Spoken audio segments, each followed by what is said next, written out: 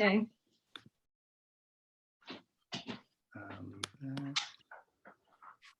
Yes. Oh, I hear a cat for sure.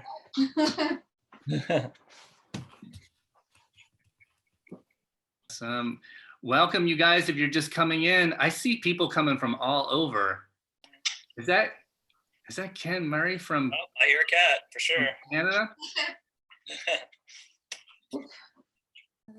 Welcome. We're just gonna wait a couple minutes or so. If you're just coming in, I see people coming from all over. Oh. Hey, Jesse. Hey, Brendan. Hey. I'm good. How are you? Hey, Danielle. Welcome. We're just gonna wait a couple minutes. If you're just coming in, I see people coming from all over. Is that me? Hey, Brad, do you hear? Yeah, do you hear like a weird echo? I hear a weird echo. It's the delayed YouTube. Hey. Oh, it's the YouTube. We're just gonna wait a couple minutes. We're just coming in. Hey, why does it keep playing?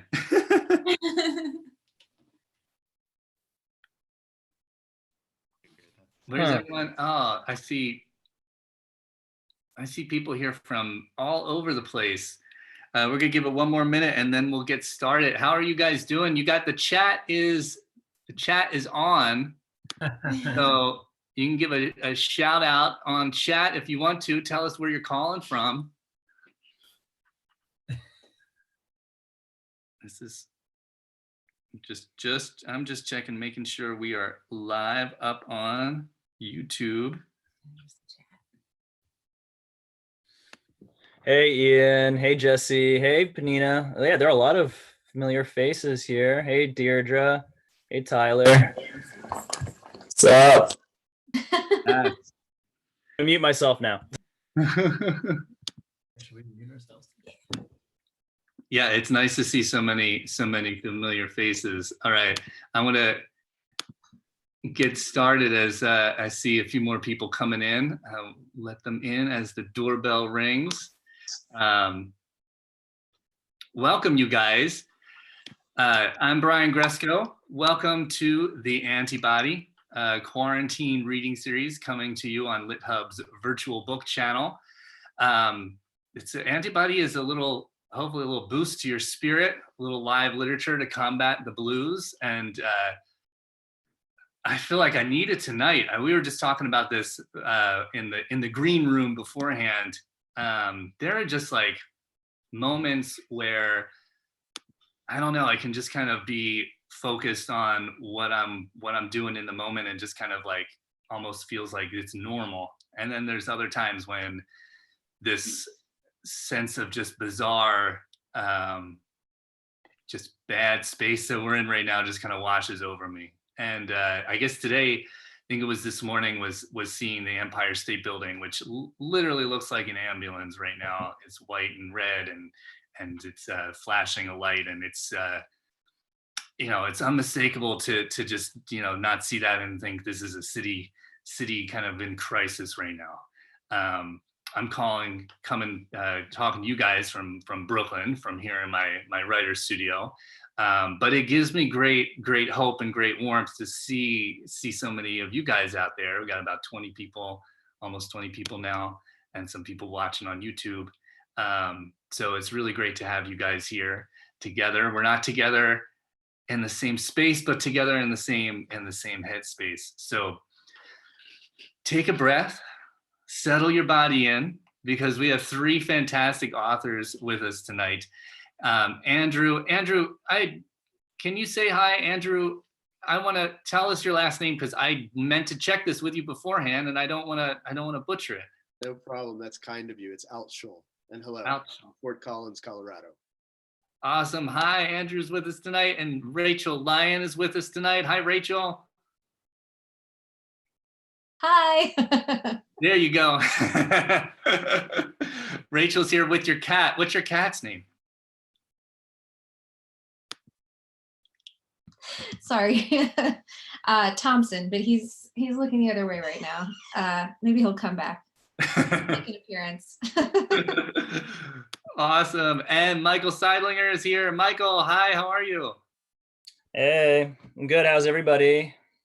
Doing Good. all right, right? Yeah. if you joined us last week for the Antibody, thank you for coming back. And if you're new, this is how it works. For now, when you entered the space, your mic was on mute. I ask that you please keep your microphone on mute.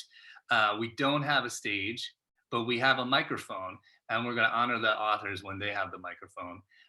Each author is going to have is going to read for us for a little bit. And at the end of the event, there will be time for Q&A. So be ready for that. And if you want to ask a question using the chat, that's cool. If you want to use your microphone, if you want to use your microphone and your video, that's all cool. But that'll be towards the end of the night. And you know, the one thing that's so weird about these like online events is we can't applause, but we can chat. So you know, if you want to show your love for the author as they're coming up onto into the space, or when they're done reading, please feel free, use the chat and tell us, you know, show your appreciation. So yeah, can you guys get your keys clicking and your fingers tapping for our first author, Andrew Altschul. Andrew is the author of The GRINGA, which is now available from Melville House Press. His previous novels are Lady Lazarus and Deus Ex Machina. His short fiction and essays have appeared in Esquire and McSweeney's, Plowshares, Hemispheres, Fence, and other publications, and in anthologies including the Best American Non-Required Reading, Best New American Voices, and the O. Henry Prize Stories. And in 2016, Andrew was the co-author of Writers on Trump, an open letter opposing the Trump campaign that was signed by 472 writers and shared by a whole lot more. And Andrew is currently the director of creative writing at Colorado State University in Fort Collins. So please welcome Andrew. Hi, Andrew. Hey, Brian, are we ready to go? Yeah, how you doing? You know, can I just ask you a question? Like, first, I want to thank you for penning that open letter to Trump, which is was an amazing thing to see, and to see so many people share and get on board with that. And so effective too. Yeah, it was really, really cool. Can you, I guess, you know, can you just tell us a little bit, like, kind of leading in, like, what's the origin story of the novel that you're going to be reading from us tonight? Oh, so the novel, wow, it's kind of a longish origin story, but to be as brief as possible, the novel's set in Peru in the 1990s and the 2000s.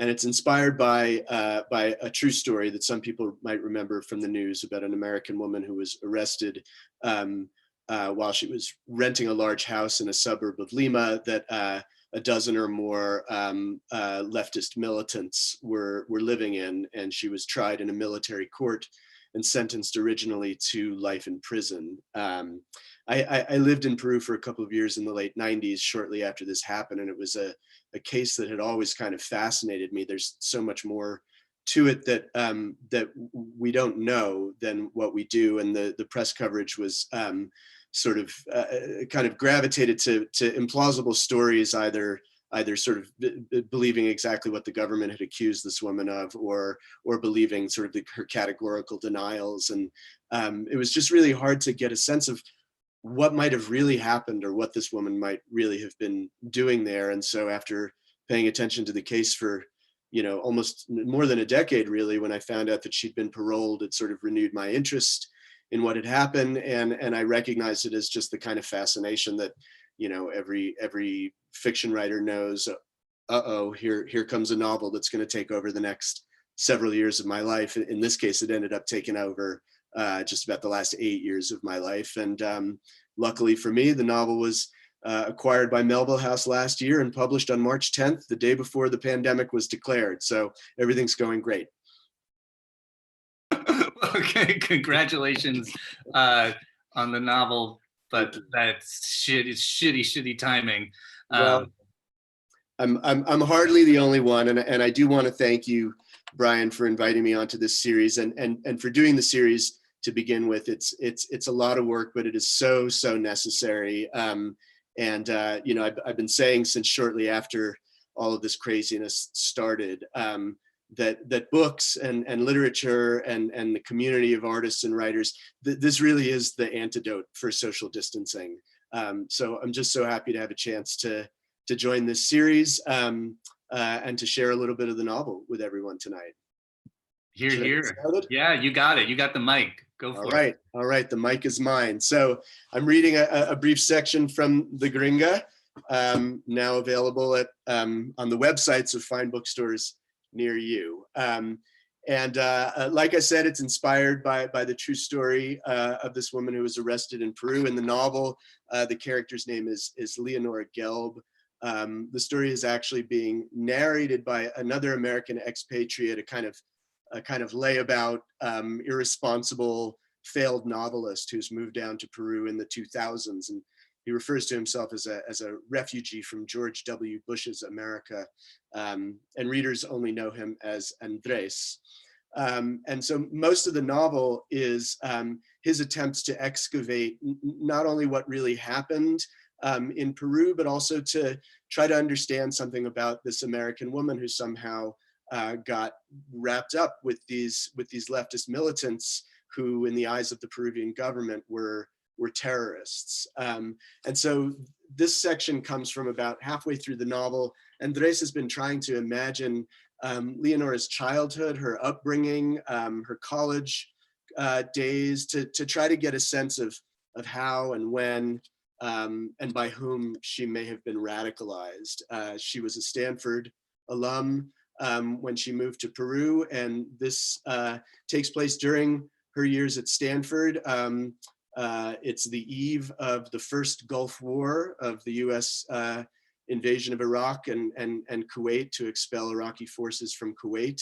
And the only other character you need to know about is Leonora's boyfriend, who's a grad student at Stanford, who lives in a house in Berkeley, and he and his housemates seem to be a kind of neo-Black Panther cell of some kind.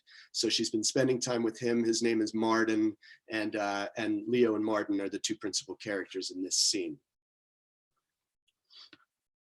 In San Francisco's Civic Center the next day, she followed Martin through a crowd of thousands, a surly and liquid mass that swelled and shifted, insinuating itself between buildings, swamping police lines, thumping drums and clanging pots and pans in an endless rattle that set the nerves on edge. The weather had cleared, the sky packed with fist-shaped clouds that wheeled around City Hall's gold dome. Speakers shouted into bullhorns, cursing President Bush and the oil companies. Signs stabbed at the air. Stop the madness. Fags against war. An eye for an eye does not equal justice. As waves of outrage rolled through the plaza in deep orgasmic shudders. She hadn't eaten. Hunger and the buzz of coffee brought a sweat to her hairline. Unshowered under her long sleeve shirt, she could smell her own slightly horsey scent mixed with his sharp musk. She was supposed to be in the library, working on an art history paper. While the bombs fell, while innocent people were maimed and incinerated, she was supposed to write a paper on Caravaggio. Unthinkable. She knew this was how most people lived, by somehow finding ways to write papers on Caravaggio while children in other countries were murdered. But Leonora would not be like most other people. If you're doing this, you gotta be ready, Martin said at dawn. He told her to wear black, to take off her rings, to leave her ID at home. They'd taken the train up from Palo Alto, and Leo practiced glaring at well-dressed commuters until they turned away. As the sun moved behind the stately buildings, the undertow shifted toward Market Street and the financial district. The crowd was still growing, fed by side streets, a cacophony of car horns met by angry howls. Leo's pulse banged in her head. Cops in riot gear lined the sidewalks, cries of pig and fascist, followed by the crack of glass bottles against plastic shields, metal thuds as bodies were thrown across the hoods of cars. Martin pulled her through the current and into a courtyard where a dozen men and women clustered nervously. A pink-faced teenager with a shaved head and full-sleeve tattoos handed out ski masks. Leo clutched hers in both hands and looked at Martin. "You can still go home," he said. "Vámonos," the tattooed kid said. As they neared Powell Street, the crowd barely moving, Leo kept her eyes on Martin's back. Into her head came a litany of things she needed to do, the Caravaggio paper, another on Plath and Sexton. It was her turn to clean the co-op's kitchen. Her father's birthday was next week, and she still had not bought him a gift. Her stomach hardened into a hot nut. Children were going to die for no reason, she reminded herself. What did Renaissance art matter? A few feet away, a naked woman painted with blue and orange flames hurled herself at a policeman. "You fucking murderers, you fucking baby killers," she shouted. The cop barely got his shield up in time. 3 others grabbed the woman's flailing limbs, and she growled deep in her throat and spat at one cop's face mask, and he pulled a canister from his belt and sprayed her in the eyes. Leo felt herself duck, felt something whiz overhead, and then a great shattering as the window of a shoe store evaporated. Her mind whirled. This was the real thing, not a lecture or a photograph. On every side, the windows smashed, alarms squealed, cops dragged writhing bodies to the sidewalk and raised their nightsticks. She looked up at the surrounding office buildings where tiny faces watched the melee from dozens of windows. She couldn't imagine what they saw. "Wait," Leo said, snatching at Martin's sleeve. He shrugged her off. The air was suddenly bitter with smoke. "Where are we going?" But he was already forging ahead. Someone handed her a length of heavy pipe, and then they were pushed apart by a riptide of bodies in skin-tight skeleton suits who rushed across the street, leaping onto cars and barreled full force into the police line. At the next intersection, the Chevron building soared skyward out of a cloud of white smoke, like the space shuttle on its launch pad. Its gilded revolving doors were guarded by an arc of police cruisers and orange water barrels, beyond which was mayhem, cops and protesters colliding, spinning in pairs as if it were a lurid high school dance. A fire engine edged forward, its sides crawling with people. She couldn't find Martin. She couldn't breathe through the smell of gasoline. The pipe hung heavy at her side. A surge in the crowd knocked her off balance, and when she righted herself, they were sprinting past, a dozen bodies in black masks, smashing into the cops with loud grunts and the clamor of metal on pavement, and then she was running after them, struggling to get closer to those golden doors. She could hear herself screaming. She stumbled and went down, and a pile of bodies fell on top of her and rolled and quickly scattered. There was another explosion. There were cops on the ground, protecting themselves with riot shields. She rose to her knees, uncertain and disoriented. Her friends were counting on her. She could hear the thud of clubs against soft tissue, taste filthy copper on her tongue. As she climbed to her feet, a skeleton-suited body fell into her, and she shoved him back, and with an animal cry, and shook herself free. Step by step, she pushed forward, dazzled by flames, until she was only a dozen yards from the revolving door. When the smoke briefly cleared, she saw a body on the ground, set upon by 5 cops, one of whom tore off the attacker's mask, while the rest slammed nightsticks at his limbs, drove the butts into his belly, and kicked at his ribs. She could not move. The sirens wailed, and the man on the ground curled up and rolled side to side, but she could not make herself move. When the cop holding the mask took a running step and aimed his boot at Martin's head, Leo dropped the pipe she was still holding and ran. Eyes streaming, she elbowed across the current, stumbled on bottles and bricks, and tripped at the curb, tearing the flesh from her palms as she fell. She dodged through a gap in the police line and headed away from Market Street, at each intersection turning from smoke and noise into the eerie stillness of downtown. She could hear herself panting, whimpering. She stopped on a dark corner to pull off the mask and retch hot mucus into a trash can. A fire engine screamed past, and she started to run again. In Union Square, there were cops everywhere, lining every sidewalk. She wiped her nose, spat in the gutter, and ducked into the first set of doors to stand blinking and heaving in the crystal white light of Macy's perfume department. Later that night, the war would begin. Baghdad lit up with tracer fire, glowing submarine green on CNN, the silent and unreal world of alien life forms doomed to extinction. There would be tomcats and prowlers, hellfire and scuds, bombs that found their targets and bombs that found something else. Human shields, Abrams tanks, retreating Iraqi soldiers slaughtered from the air, while oil fires billowed black and greasy against the sky. There would be stories about US arms sold to Saddam, doctored satellite photos, PR firms paid to invent Iraqi atrocities. And through it all, you could hear the chatter of Wolf Blitzer and Bernie Shaw, the stern compassion of Tom Brokaw, and the bland assurances of the president, who that first night explained to us, there are things worth fighting for. But in this moment, there was only the chilly light of the showroom, the tick and buzz of fluorescents, the whisper of other customers when they caught sight of the girl in black with a livid face and bleeding hands. "Is there something I can help you with?" A skinny Asian saleswoman stood, flanked by 2 coworkers. They closed ranks at the Chanel counter. trying to maintain their staged elegance like figures in a Nagel sketch that someone is about to burn. No, Leah was shaky-kneed, her blood pounding. Police cars wailed past on Stockton Street, blue light fracturing across the mirrored counters. I'm okay. I'm sorry, said the saleswoman, but you'll have to leave. Leo forced her breathing to slow.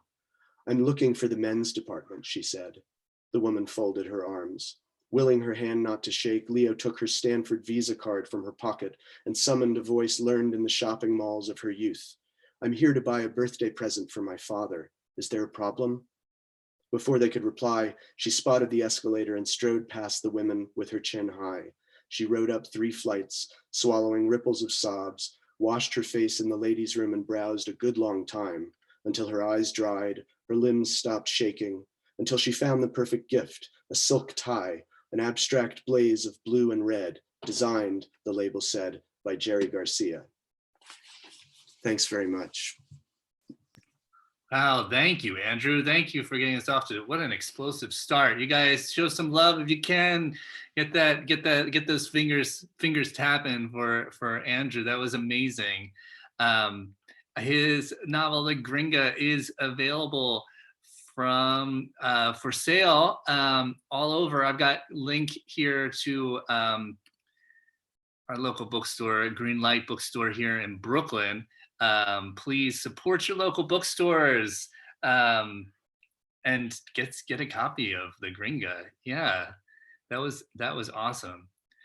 Very cool. All right, we're gonna move on to our next reader, Rachel Lyon. Rachel is the author of the novel Self-Portrait with Boy, which was a finalist for the Center for Fiction's 2018 First Novel Prize and the 2020 International Dublin Literary Award. Her short work has appeared in publications such as One Story, Long Reads, Joyland, Catapult, and Electric Literature. She is the editor-in-chief of Epiphany magazine and co-founder of the reading series Ditmas Lit. Rachel has taught for numerous educational organizations, and she lives in Brooklyn, her hometown. Put your fingers together there for Rachel Lyon. Hi, Rachel. Hi, thank you so much for doing this. It's yeah. awesome. You don't mention that you have like also one of the like just such an amazing newsletter as well. But your newsletter is fantastic, and you guys, if you're out there and you don't subscribe to Rachel's newsletter, you should. And I really loved and appreciate your latest missive. Thank you so much. I'll put a link to it into the chat right now, actually. Oh, nice. That makes it easy. You are Yeah. on it. Tech savvy. Very cool. Awesome. All right, Rachel, yes, it is legendary. Danielle Lazarin, who also has an amazing newsletter. Danielle's newsletter is chef's kiss. Right? Mm-hmm. All right, Rachel, you've got the mic. Go. All right. So yeah, this is my novel, Self-Portrait with Boy, but it came out a couple of years ago. So I've been actually reading some new stuff when I do readings lately. And today I thought it might be fun to read an entire short, because it's not often you get to read something beginning to end. So this is a story that was published in Catapult last month. It's still last month, yeah. Until tomorrow, it's last month. So it's called 150 BPM. Afterward, I impulse buy an off-season package deal. Just one ticket, no companion fare. A round-trip flight plus 4 weeknights in a 2-star hotel on a foreign coast. The building resembles a Soviet prison and the sheets are gray, but it is just 2 blocks from the beach. Pain wakes me early. I change my sanitary pad and dress before sunrise in my 2-piece sweatshirt and wrap skirt. That my shrinking breasts no longer ache is one meager comfort. I stuff a bleached stiff towel and self-help book in my canvas bag. Precious lives, painful choices. Even the title makes me gag. But I carried it like a talisman through the city and the airport, held it like a life preserver 6 miles above the sea. In the cafe on the ground floor, a hotel employee with gelled black bangs is watching television in the pre-dawn light, smoking a cigarette, 1 foot in and 1 foot outside a sliding patio door. I load up on small boxes of cereal, a plastic bottle of unpasteurized milk, a carton of thick juice, coffee. That she does not acknowledge me, I take as a small kindness. I walk the empty streets to a swath of gravel in the steel gray sea, lay down my towel and my complimentary breakfast. The horizon pales, but I cannot bring myself to read my book. I watch the palm trees crane, fronds tossing. I watch the moody sky. It's the heartbeat that I can't forget. When the sonogram technician held her transducer to my abdomen and turned up the sound, I was surprised by its rapidity, 150 BPM. That's your baby. She articulated baby like a charm. She referred to me as expecting, me, a dyed-in-the-wool pessimist who'd never expected much. She showed me a caterpillar in woolly black and white, and I almost saw a child. Pointed at its nubs and blobs and called them limbs and eyes. Said baby, and I felt a baby's weight and warmth, a baby's little hand around my thumb. She was in the business of fantasy, and I bought in. At home, my husband and I waltzed together in the dark. We played make you laugh with absurdist baby names. We promised each other never to repeat the mistakes our parents made. The origins of our story had always extended back generations, but now its end would not be written until long past our respective deaths. Expecting made us giddy, and it made time long. Then, weeks after initial testing, the doctor called us in. My husband left work in the middle of the day to sweat beside me, gripping his phone, as she showed us pictures of chromosomes on a laminated sheet, like so many pairs of mealworms. In the healthy pairs, the doctor said the worms were the same length. In the cluster of cells growing inside me, one worm was stunted. Not what we were hoping for, she said. Short life expectancy, high risk, low quality of life. That's when everyone stopped using the magic word. They referred to my cluster as the pregnancy, to the procedure as a termination. They told me it might hurt a little. It hurt a lot. I lay on the examination table while they vacuumed it out, feet in stirrups, naked under a paper sheet, and cried like a you-know-what. It was the heartbeat that I could not forget. I believed that it was just a cluster, just nubs and blobs and clots, but I couldn't help but picture it lying among the bloody sheets and needles in the biohazard waste disposal, shapeless but beating, 150 BPM, 140, until slowing to a stop. The beach is more populated now. I'm a stranger among strangers. An old man walks a dog. A young man in a tattered jacket pans for gold. The numb cloud cover tears open, and our old dying sun shines through the gash. The dog, having found a crab, barks urgent and joyful, announcing another scurrying life form on this living earth. I am emptier and more alone. The hope with which I saw a baby in a blood clot has been replaced by the worry, irrational, I know, that I may never stop bleeding.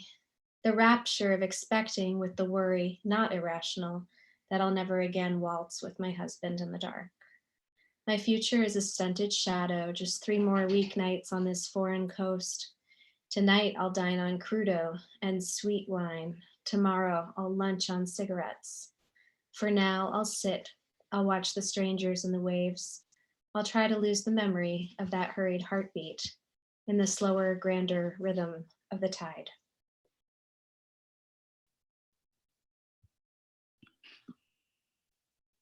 Wow. That was intense, Rachel. Thank you. Yeah, really beautiful and moving. Yeah, everyone put those keys together, put those fingers tapping for Rachel Lyon. That was intense. Rachel's novel is beautiful and amazing, and I'm putting a link up to that, Self-Portrait with Boy. So good, and that was so good. I mean, yeah, it's parenting stories just like get me right there, as you know. But yeah, Yeah. thank you. It's a scary topic. Yeah, very, very cool. All right, well, I got questions. We'll come back. I'm gonna come back to you. Let's keep the night rolling. Thank you again, Rachel, and thank you, Andrew. Our final reader of the evening is Michael J. Seidlinger. Michael is a Filipino-American author of My Pet Serial Killer, Dreams of Being, The Fun We've Had, and 9 other books. 9. He has written for, among others, BuzzFeed, Thrill List, and Publishers Weekly. He's led workshops at Catapult, Kettle Pond Writers Conference, and Sarah Lawrence. He is a co-founder and member of the arts collective, The Accomplices, and founder of the indie press, Civil Coping Mechanisms. He lives in Brooklyn, New York, where he never sleeps and is forever searching for the next best cup of coffee, though maybe not right now. Yeah. Michael, how are you? I'm okay. How are you? I'm great. I got a question for you. Is that please tell me that's an X-Files poster behind you? It is. Yes. It is my own. It's a good friend of mine's, Virginia Zeck. She's the director of Kettle Pond Writers Conference.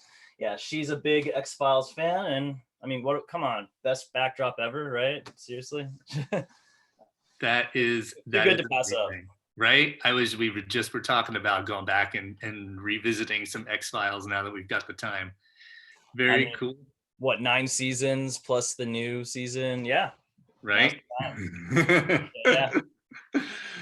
All right, sir. The microphone is yours. Awesome. Well, so I'm gonna be reading from Dreams of Being. It's kind of has like an interesting backstory as to the nature of how this book came to be.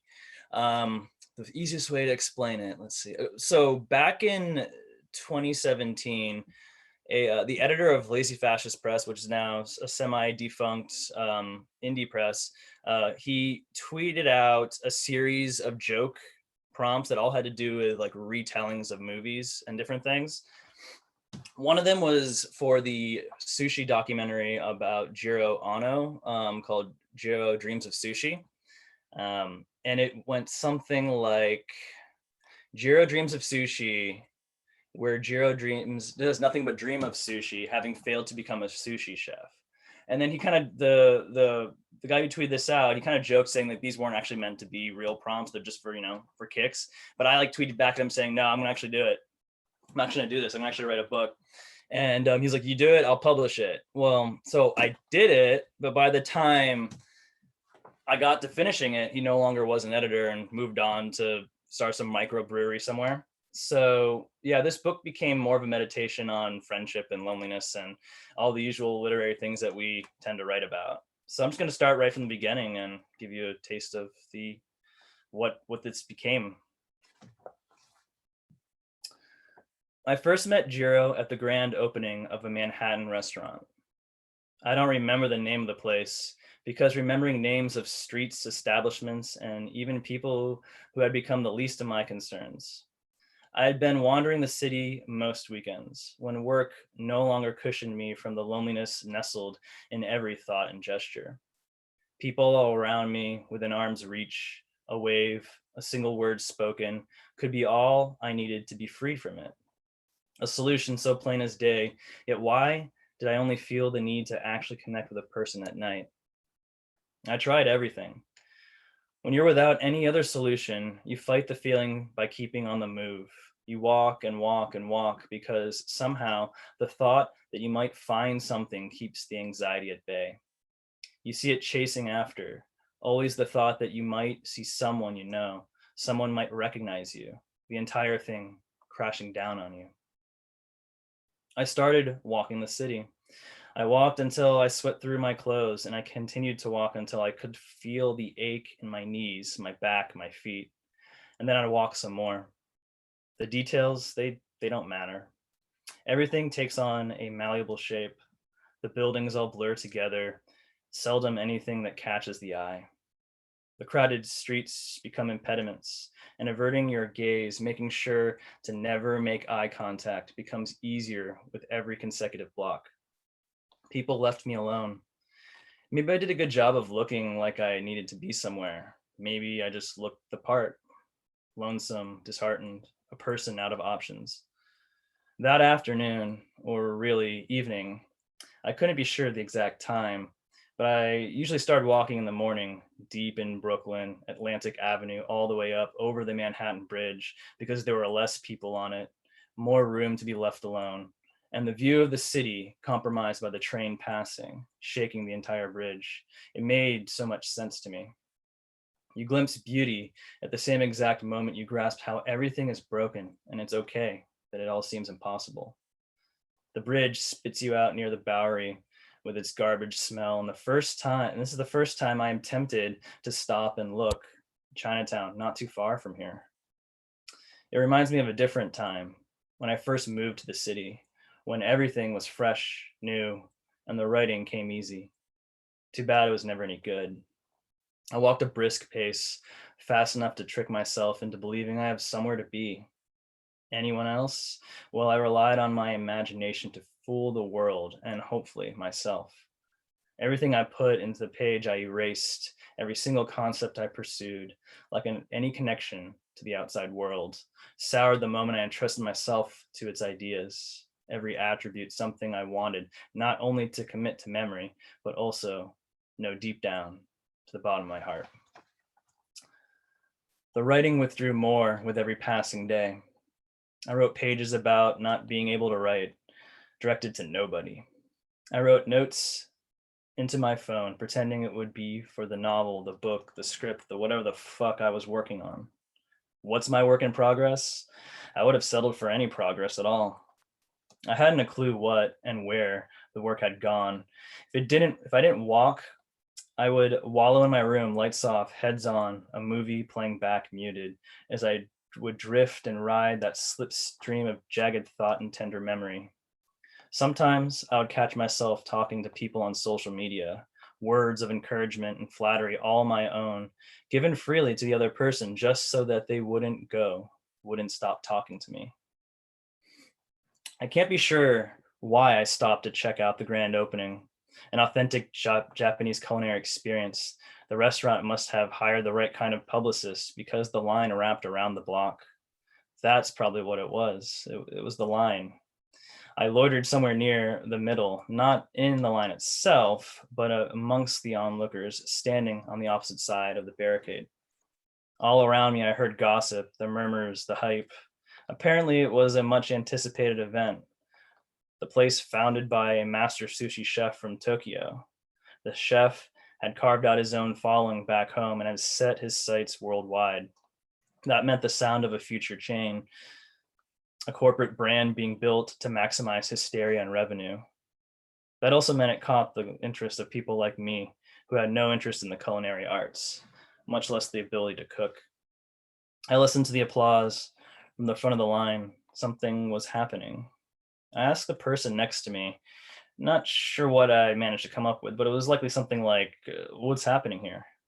The person gave me the shrewdest of glances, a once-over that started with staring at me and then through me and then culminated with a brusque reply, the best sushi you'll ever fucking have. It'll melt you right in your mouth. Then she turned back to the crowd, the event in progress. I stood in line, a silent and withdrawn observer, letting every negative feeling within me went over me until soon I heard nothing but silence.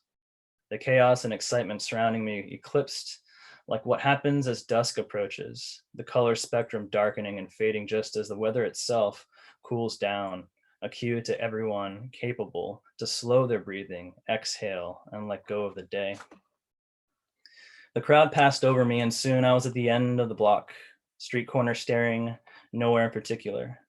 I heard voices, or rather one, a man with a deep yet raspy tenor, the accent undeniable. But what careened over every chordal was the manner with which he spoke of, well, anything.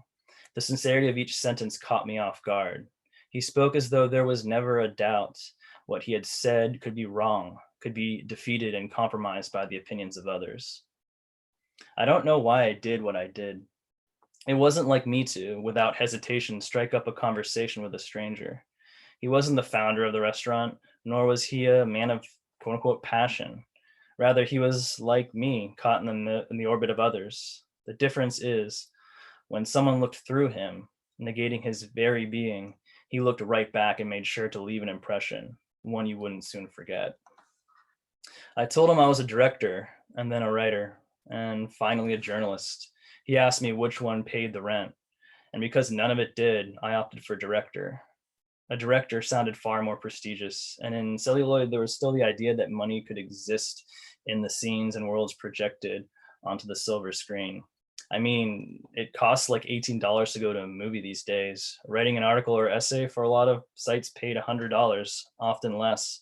Writing a book, yeah, well, that's part of the problem. I don't know where to begin. I have enough false starts to fill a dozen books, but none that really could give me a paragraph worth keeping. I had to tell him something. Jiro wasn't the sort of person that would just talk to anyone. He asked me, "What are you doing here?" It was as if he already knew me.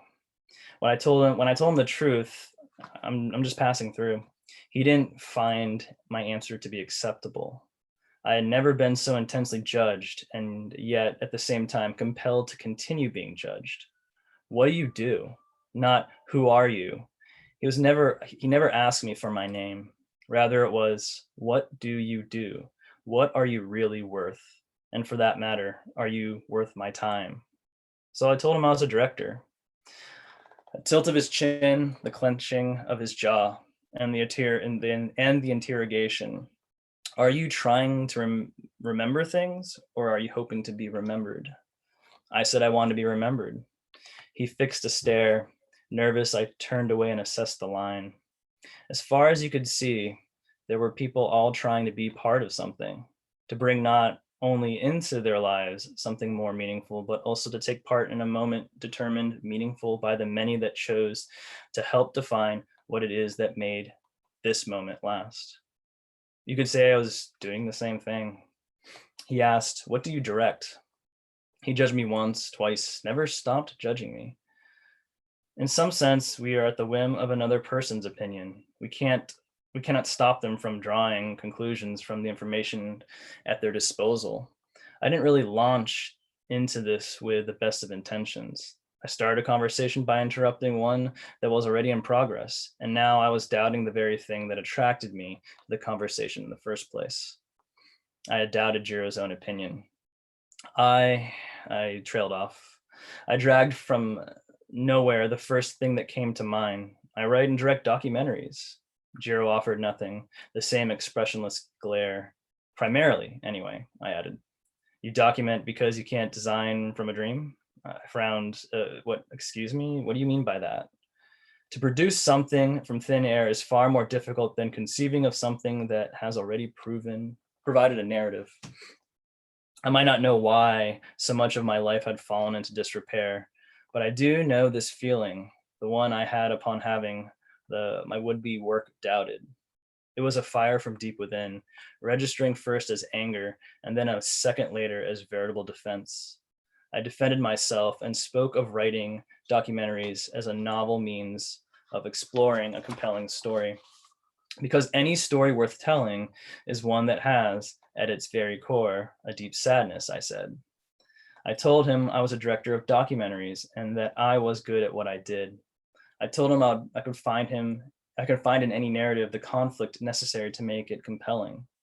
And then I saw, forming across his face, the intrigue that wouldn't leave until much later, when he would discover I was an imposter.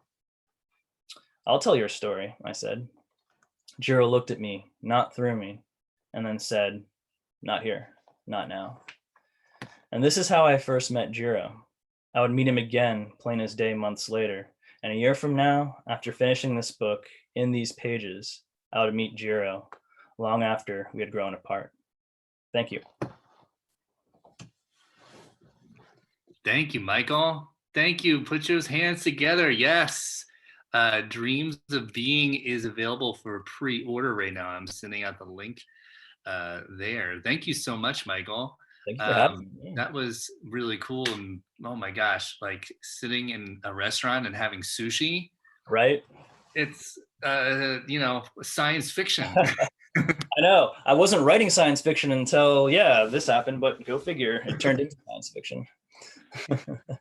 You guys in the audience, if you have a question you'd like to ask, we have a little bit of time. We can take do a little Q&A. You can use the raise your hand function, which I think if you see down, you click those like 3 dots down above the chat. And we can take some questions. I mean, I'm curious from to you guys. I'll start. Ian just asked, how are you coping? And that's essentially my question. How are you coping? What's giving you guys strength at this time? This is a question for everyone. Andrew, do you want to start? Sure. I don't think I have anything more interesting to say than most people. I mean, I'm getting out of bed every day. I have no real choice. I have a 4-year-old son who's been out of school for 3 weeks, and so my wife and I are both spending a lot of time trying to do fun and vaguely educational activities. And I'm also really putting a lot of time into trying to get the word out about the GRINGA through other means like this reading and through social media. I mean, I think like a lot of people right now, it's been a major sort of sense of whiplash. I had a book tour plan with 14 or 15 events on it, and after the first one, which was March 11th, they were all canceled. And so there's just a kind of determination to try to salvage something that is getting me to the desk every day, and the hours really do kind of fly by.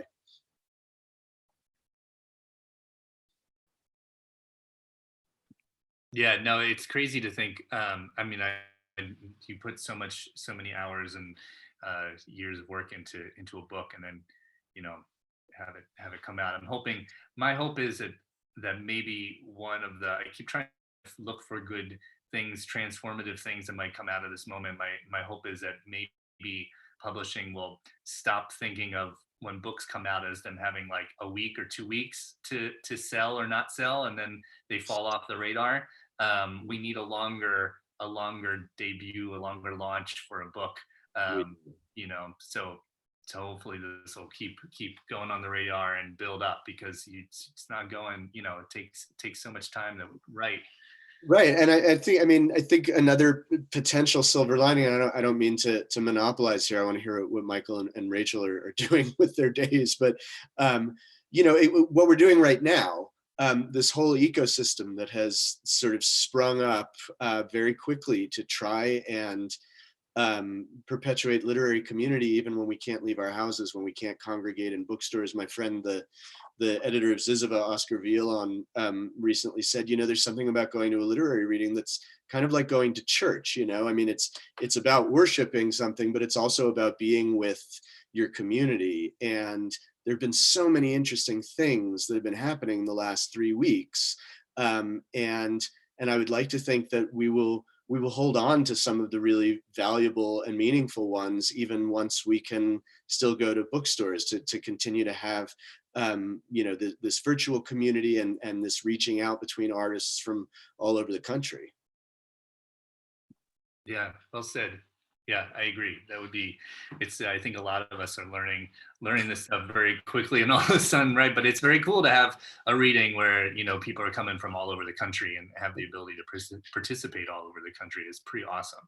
It is. Yeah. Rachel, what about you? What are you doing these days that's kind of helping you cope and giving you strength? Oh my God, napping? I don't know. It's hard, I went on a walk this morning, which was the first time I've left the house in like more than 2 weeks. That was amazing. It was just like great to like smell the fresh air and like be outside for a little while. I've been meditating and cooking more than I usually do, because mostly out of necessity, but also for pleasure. It's the one thing that I found is that it's very, very hard to write.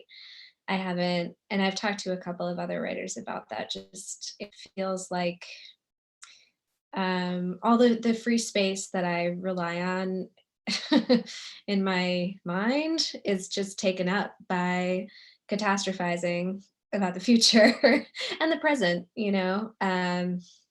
which is, it's interesting. I feel like when you are able to recognize what is in that space, like what is taking up that creative space. Sometimes it's a relationship, sometimes it's the news, sometimes it's, whatever it is. But right now, obviously, it's the Corona crisis. So I don't know, I'm trying to write in other ways. I wrote a newsletter this week, and I have been doing a little bit more journaling, and it's just, it all sort of feels like a waste of time when you're not working on your novel, but like, but sometimes it's good to get to a point where you feel like you're wasting your time, because then you can finally push through and like turn your attention to something else. Yeah, no time is wasted time. But yeah, I've been thinking a lot.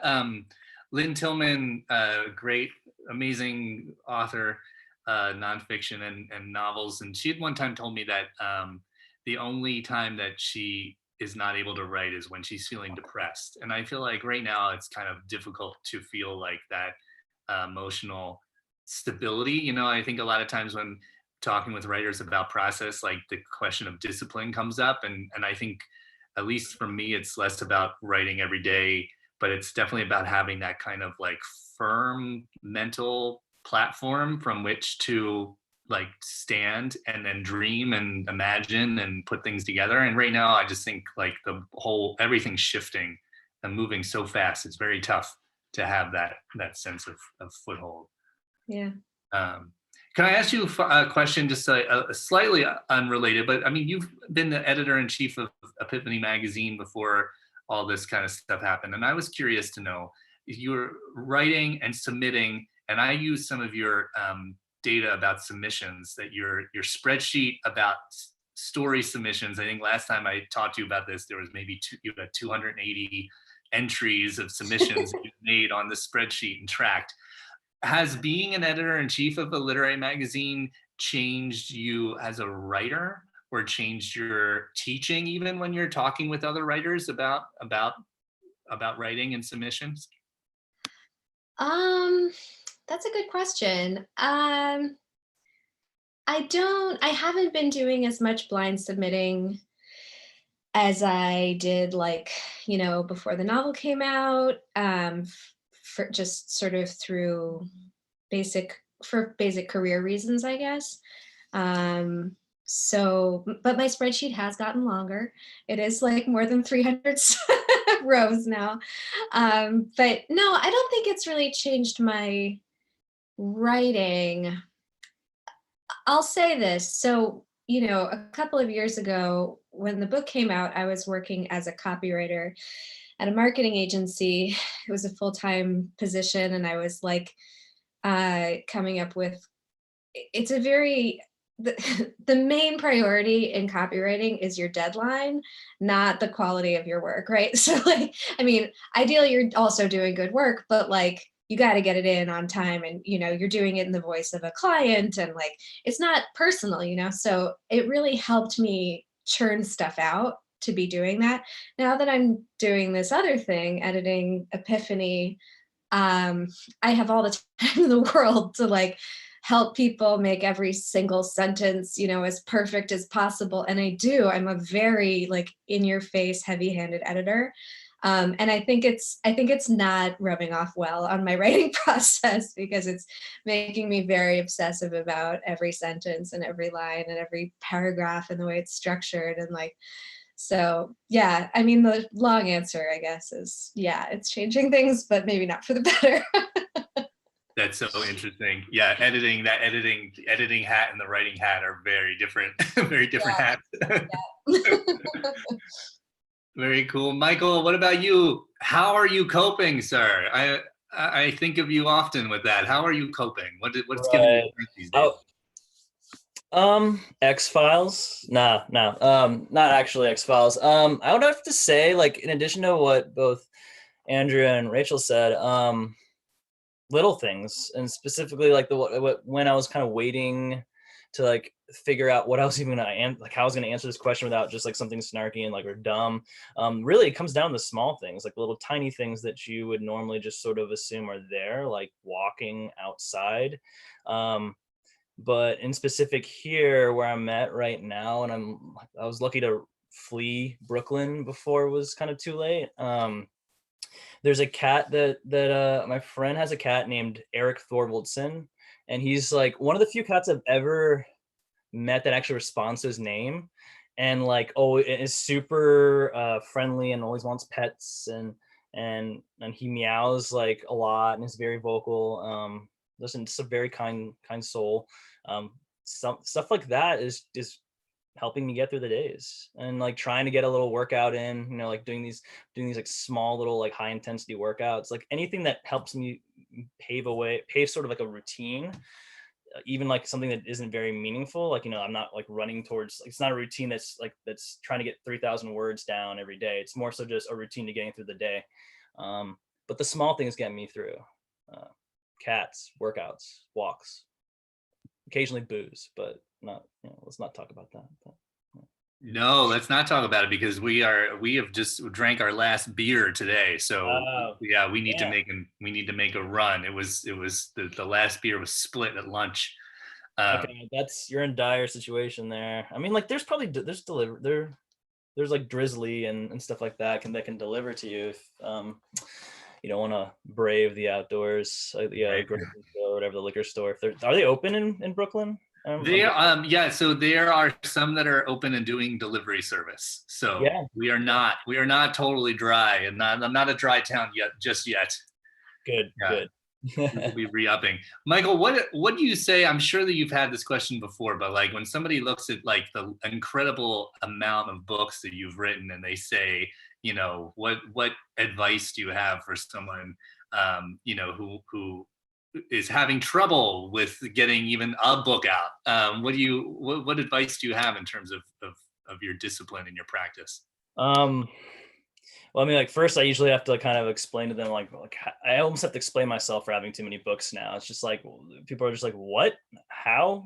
So after I get through that, I'm just like, I am a fast writer. I could actually stand to edit more, and I'm learning to be better at that. So once I get past all that, I ask them what they like, what aspect of the writing process do they find most interesting or like consistently pleasing to them. Some people, they like getting to the point where they can edit and like kind of tear away at words. Some people like the initial idea portion of the process. I tend to like kind of just turn the question a little bit towards them, and then like kind of listen intently, and then just be like, yeah, when in doubt, always remember those particular nuggets, like the particular point in time that you always go back to writing for. Like if you like coming up with ideas, always remember like what it feels like when you came up with a new idea. Or if you really enjoy editing more so than anything else, remember how great it felt when you got to that phase, and just know that that's going to come up again. Like maybe you're going through the weeds right now where you just really hate what you're writing, or it's not going well, or it's just feeling horrible. Eventually get to a point where it feels better again. And that's what I tell them. That's great. That's great advice. I love that. Like looking for that pleasure. Wait for it, yeah. Not forgetting. Ups and downs, yeah. Yeah. No, it's so often phrased in ways that make it feel like work, and it's love, really. You know, it's coming from your heart. Yeah, that's great. Any questions from the audience? And Ian, I'm sorry to hear that you had to drink White Claws. That is, ugh. But any other questions for our illustrious trio of writers here before we say goodnight? Don't be shy. That's a great question. All right, Danielle Lazarin wants to know, what are you guys reading these days? Who wants to go first on that one? I'll go. I have to go get them though, because I want to show you. So I'm currently reading this book, The Wild Laughter by Callan Hughes, who wrote The Orchid and the Wasp. It's coming out in July. It is so good. She's a poet and also a novelist, and her sentences are just like unreal. They're so so beautiful. So you can't get this one yet, but you can pre-order it. And you can also get her last one, Orchid and the Wasp. I'm also reading Moby Dick for the first time, which is also very good. I was always very intimidated by it. I never got to it, but I'm so glad that I finally picked it up because it is absolutely compelling and so exciting and full of life and really, really, really fun. So The mixed reviews on that book, Rachel. I'm glad I'm glad you're like it. highly recommend Moby Dick. I'm also so impressed that you had the attention span for, I mean, I love big books. I like actively seek out like really big doorstopper books, but my attention span during all of this has been really minimal. So, I mean, I am working my way through this wild new novel by the experimental poet Darcy Denigan, whose first novel came out on FC2 in the fall called Slater Orchard. But mostly all I've had the attention span for is poetry, and it's been like a real solace too. Like I'm reading Jericho Brown, like coming late to it, I guess, because everybody else read this, and Alison Bennis White's new collection, The Wendy's, and I'm really excited to start Lima Limon sometime soon. Poetry's just, I don't know, something about like the small, intense bursts of attention seems more doable right now. Michael, what about you? Oh, right. Yeah. So yeah, I haven't been reading as much lately, unfortunately. I have been slowly savoring the pages of the new Kate Zambrano novel, Drifts, which I don't know if it's still coming out in May. I know a lot of books are being kind of like pushed back to like a couple months, like July and August and whatnot. But she does this masterful thing that I've seen we've seen in the pages of like say Robert Walser or even Fernando Pessoa, where it's like writing about nothing and writing by the fact that you're writing about nothing, being so self-conscious of the fact that you're kind of just lost within the actual inner thoughts of the writing process. It's if you've read any of her other work, it's very reminiscent of that, but then she's definitely exploring a territory I haven't seen in quite a while. And other than that, I'm reading a friend's manuscript that I can't really talk too much about. He's an ex musician. He's kind of like in between bands. He was in a big band called Thursday back in the day, the emo band, the screamo band Thursday from the 90s and like late 90s and whatnot. He's got this autobiographical novel that he is out on submission for, and it's quite the thing, I should say. It's great. But yeah, that's what I've had trouble with right now, is just kind of reading. I spend so much time on social media and hating myself for doing that. And then when I'm not doing that, I'm trying to do like the other things that keep me away from going to social media. So most of the time, by the time I get to like the part of the day where I can sit down and read something, it's kind of wasted on whatever. But yeah. Yeah, I've been trying to put that in the schedule. I mean, I've got a 10-year-old at home, so we've been taking some time to just sit on the couch together and read, which is relaxing. But it has been tough for me. I've been finding to like kind of sustain engagement into something too long. So I've been bouncing around with some essay collections because I find it a little bit easier to kind of be able to read something that you can get in and get out. I did recently finish Anna Solomon's book, The Book of V, which is pretty awesome and coming out really soon. And then on a totally different note, if you like Tori, Tori's got a book coming out, and it's really good. She writes a lot about her artistic practice and about her politics, and it's not simply a celebrity or biography. It's a lot about making music and making and lyrics and poetry and stuff like that. It's pretty cool. Yeah. Thank you, Danielle. That was a great question. We got time for one more if anyone's got one. And I love you guys using the chat. I want to ask Andrew how your publication process has been. I know it's always so hard to publish. I mean, I don't know. I've only done it once, but it's very hard to publish a book in the best of circumstances. How has it been, since now? Well, it's been unpredictable. I guess that'd be a good word for it. I think I was slightly better emotionally prepared for this than some, because when my first novel came out in 2008, it was with Harcourt, and it came out 2 months after Harcourt was absorbed into Houghton Mifflin. So I had the pleasure of publishing a novel with a publishing house that no longer existed. So that was fun. This has been, if anything, even more fun. It's really hard to say. I mean, you guys who've been through the process know that, a lot of the ground game is really kind of over and done with, by a couple of weeks before the novel comes out. So I suppose in that sense, I was lucky. All the galleys had been out. Whoever was going to review it was already working on their reviews. I think a few reviews were canceled or postponed, but I was lucky enough to get some reviews out right at the beginning. The hardest part really was what happened with the tour. I had I think 5 events scheduled in the first 8 days after publication, and I live in Colorado.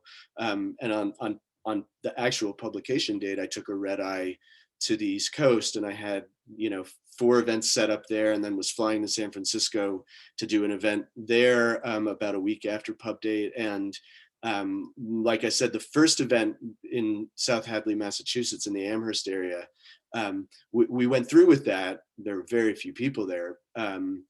And then for the next 4 days in a row, I would arrive in a new city and check my email and find out that night's event had been canceled. So it was like this, I was sort of this like this literary nomad, like on this weird coronavirus odyssey. I'd like to think maybe I would write some kind of interesting personal essay about that one day, but I think maybe I just like to forget it. But But you were still going to all of the places, and then finding out once you got there. Yeah. What did you do with your evenings? Well, so I went to Worcester, Massachusetts, where I had a reading set up at Holy Cross. I have an old friend who teaches at Holy Cross, so we went out to dinner anyway. The next day I was supposed to have a reading in Providence, Rhode Island. And that was actually a wonderful experience, because it was at this small independent bookstore called 20 Stories. And they emailed me that morning and said, look, we have to close the store, but how would you like to experiment with trying to do your event on Instagram Live? I do not use Instagram. I don't really know how to do these kinds of things. This is my phone, if that gives you any sense of my tech savvy. So I said, sure, if you guys can manage it. And we went live on Instagram at the appointed time of the reading. And, there were something like 120 people watched part of it or all of it, and another 100 watched it the next day. So I think that, in addition to kind of like cushioning the blow a little, also made me feel a little bit of hope for exactly the sort of things that we're doing now. And I'll do a couple more of them. I'm sure you guys are too. So, I've been looking for those silver linings, and they're out there. Thanks for asking about it, though. I'm glad that that both of you aren't right in the middle of your publication month, because it's definitely not a lot of fun. Yeah, I like what Brian, you were saying though, about like how it does sort of feel like the focus of the publishing industry on the week of release was always kind of insane. So like maybe this will change things, and maybe we will do more things digitally. And it does seem like you get just as good of an audience digitally as you do in person. And it's easier to buy the books because you can just put the link in the chat. So yeah, no, totally. And then they live on. So this will be, archived. This is, we're on YouTube as we speak, and then it will be archived at the Literary Hub tomorrow. And so so it has like maybe a bigger makes a bigger splash, which is cool. It's different. We're all getting used to that, or at least I am, because this is kind of a new space for me. But yeah, I just always found, right, like the thought of like you put so much of your heart and soul into and thought into this book, and then that, you know, you really have those like 2 weeks or so to kind of crush it, just always felt to me really weird and unfair and unrealistic, because, you know, you get a book and it takes you a while to read it even. I mean, it's just like a book it's a slow thing. I think so. Yeah, I hope that will change. But, you know, to me, I'm just, like I said, I'm trying to hold on to this sense of that, you know, maybe after this we'll be in a kind of a bit of a transformative kind of, you know, experience. So I hope. We'll see. But thank you, Andrew. Thank you, Rachel. Thank you, Michael. All you guys out there, please check out their books. Get their books, keep reading and talking about them. I'm going to put up here, you can find us, the Antibody, on Twitter, and then you can find out links and kind of keep talking about what's going on. I put the Twitter handles of all of our authors out there, so please, you know, connect with them, follow them. Thank you again to the authors. Thank you to the audience. And thanks to Greenlight Bookstore for providing the books and the Literary Hub. I'll share a link probably tomorrow when this is up. And we'll be back. This is running as long as quarantine does, which I'm judging by what Cuomo says. And next up, we'll be back. So next week, Tuesday, April 7th, essayist Hannah Bay, who I believe is in the room with us tonight, will be here. New York Times dining editor and prolific cookbook author Melissa Clark will be here. She's got a new memoir cookbook called Dinner in French that she'll be reading from. And memoirist E.J. Coe will be reading from her beautiful new memoir, The Magical Language of Others. So please find us online and come on back. And until then, you know, stay vigilant and safe and healthy and optimistic, and keep reading. Thank you so much, everybody. Thank you for doing this wonderful thing you've done. Good night, everyone. Have a good night, Andrew. Good night, Michael. Great to meet you. Take care, you guys. Bye. Bye.